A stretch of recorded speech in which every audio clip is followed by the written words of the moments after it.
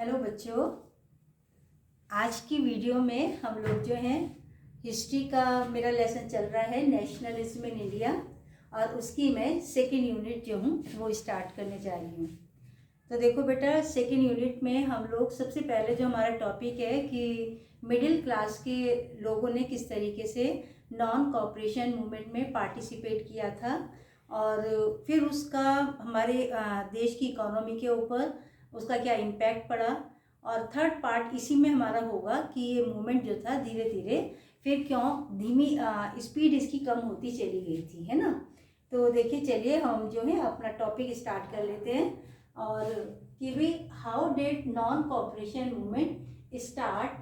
तो with the participation of middle class people in cities, कि शहरों के अंदर मिडिल क्लास के लोगों ने कैसे पार्टिसिपेट किया था। तो देखिए, thousands of student left government control schools and colleges, कि अधिकतर बच्चों ने जो था स्कूलों में जो गवर्नमेंट के द्वारा चलाए जा रहे थे उन स्कूलों में पढ़ना छोड़ दिया और जो टीचर्स थे उन्होंने जो है वहाँ से रिज़ाइन कर दिया। यानी टीचर ने भी और बच्चों ने दोनों ने गवर्नमेंट कंट्रोल स्कूल जो थे उनको छोड़ दिया था। और head master teacher resign, lawyers gave up their legal practices, यानी जो वकील थे, जो लॉयर्स थे, उन्होंने भी अपनी वकालत करनी जो थी, प्रैक्टिस करनी जो थी, वो छोड़ दी थी।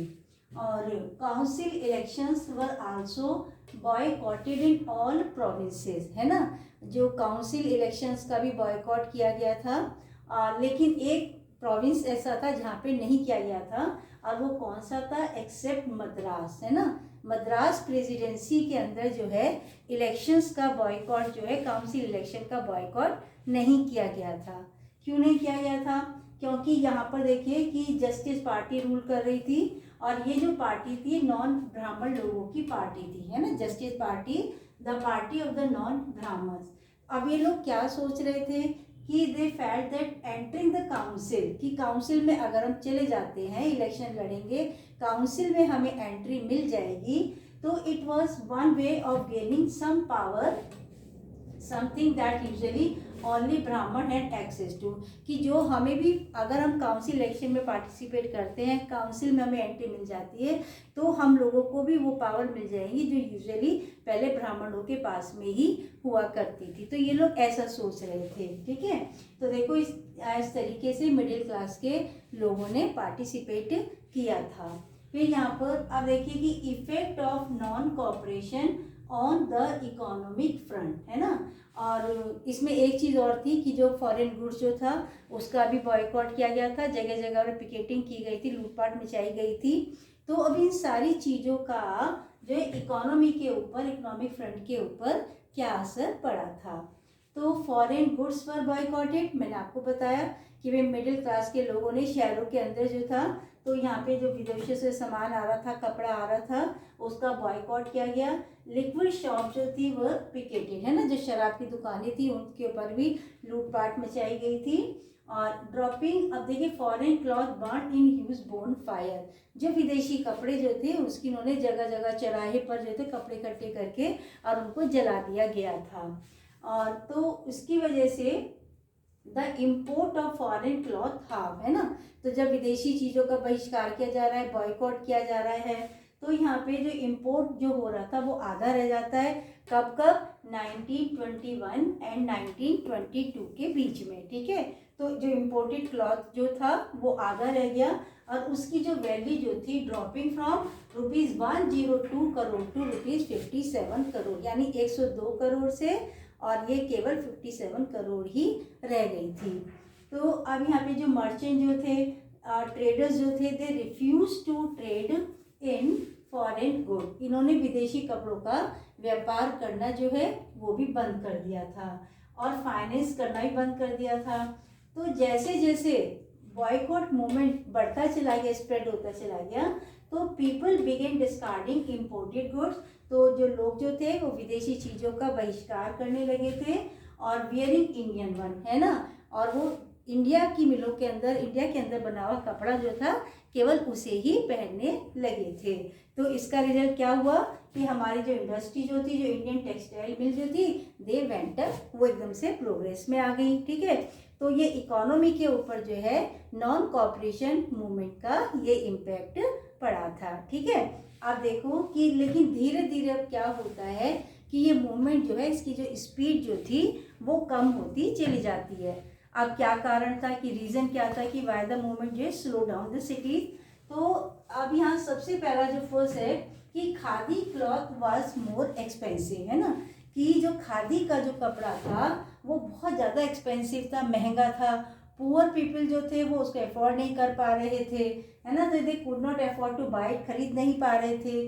तो इसलिए अब लेकिन जो मूवमेंट जो था उसको सक्सेसफुल बनाने के लिए एक चीज़ और थी कि भाई अल्टरनेटिव इंडियन इंस्टीट्यूशन जो थे हैड टू बी सेटअप, है ना, कि भाई बच्चों से कहा गया कि भाई आप गवर्नमेंट ऑपरेटेड स्कूल में एडमिशन नहीं लोगे, टीचर से कहाँ पढ़ाओगे नहीं, लेकिन अब बच्चे कहाँ पढ़ेंगे, उसके लिए इंडियन इंस्टीट्यूशन तो हैड टू बी स्टैब्लिश, है ना, जो टीचर्स थे उनके लिए जॉब का अरेंज होना चाहिए था, लेकिन ऐसा कुछ भी नहीं हुआ। ठीक है, तो वो बहुत लंबे समय तक घर नहीं बैठ सकते थे।